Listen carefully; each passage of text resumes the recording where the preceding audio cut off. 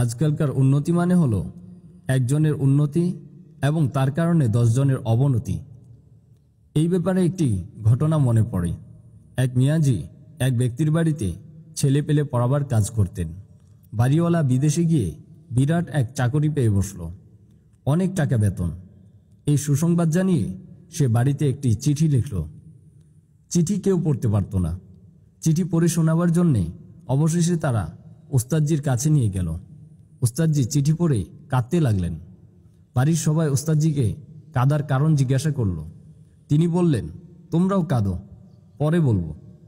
বাড়ির সবাই কাঁদতে লাগলো। কান্নার আওয়াজ শুনে পাড়ার সবাই ছুটে আসলো। কান্নার কারণ কি জিজ্ঞাসা করল। মোল্লাজি বললেন, তোমরাও কাঁদো।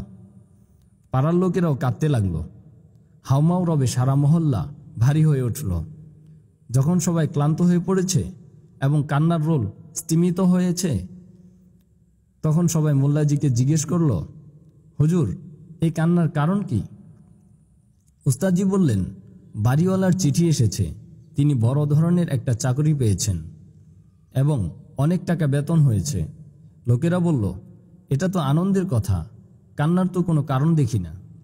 উস্তাদজি বললেন, তোমরা বুঝতেই পারছো না, যখন এত টাকা বেতন হয়েছে তখন তিনি ছেলেদেরকে আর আরবি পড়াবেন না, বাড়িতে মাস্টার রাখবেন। আমার চাকরি যাবে, তাই আমার কান্না।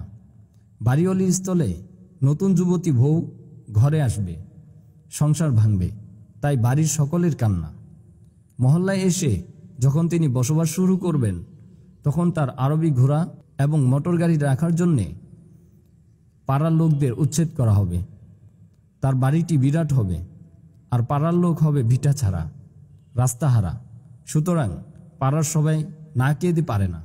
অতঃপর বিশেষ ব্যক্তির উন্নতিই যে সাধারণ মানুষের অবনতির কারণ, ঘটনাটি তার একটি সুন্দর চিত্র।